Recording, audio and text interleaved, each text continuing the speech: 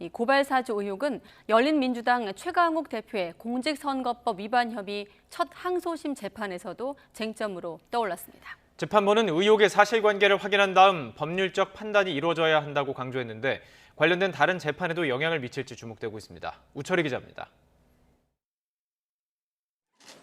열린민주당 최강욱 대표는 서울고등법원에서 열린 첫 항소심 공판에 출석해 작심한 듯 고발 사주 의혹을 문제 삼았습니다.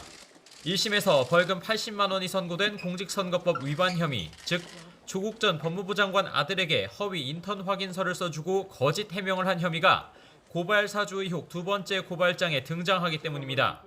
최 대표는 법정에서 정치검찰의 공작과 공소권 남용이 밝혀져 다행으로 생각한다면서 수사, 기소의 적법성을 지적했습니다. 고발 사주의 심각성에 대해서 이해하고 인지하고 계시는 것 같아서 매우 반가운 마음이고요.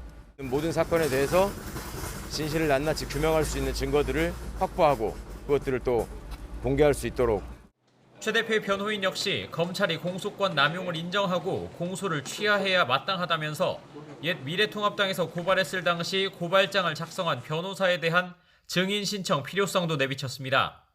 반면 검찰은 최 대표 측 주장이 주관적 추측에 불과하고 수사 기소의 적법성과 아무 상관이 없다면서 당선 무효형에 해당하는 벌금 300만 원을 선고해달라고 요청했습니다.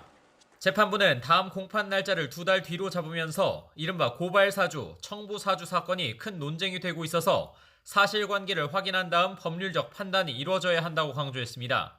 그러면서 고발 사주 사건 내용과 기소 절차 사이에 어떤 연관성이 있는지에 대한 법리적 검토가 필요하다는 입장도 밝혔습니다. 고발 사주 의혹이 당장 다음 달 29일로 2차 공판이 예정된 최 대표의 업무 방해 혐의 항소심 재판에도 영향을 미칠지 관심입니다. 최 대표가 조국 전 장관 아들의 허위 인턴 확인서를 발급해 대학원 입시 업무를 방해했다는 혐의가 인정돼 당선 무효형에 해당하는 징역 8개월에 집행유예 2년이 선고된 사건입니다.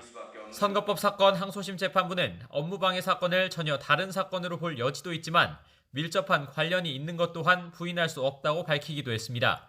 이와 함께 윤석열 전 검찰총장이 제기한 징계처분 취소 소송도 오는 16일 3차 변론 기일이 열리는데 재판부는 변론 종결을 예고했지만 손준성 검사 등이 관련된 만큼 여파가 미칠지 주목됩니다.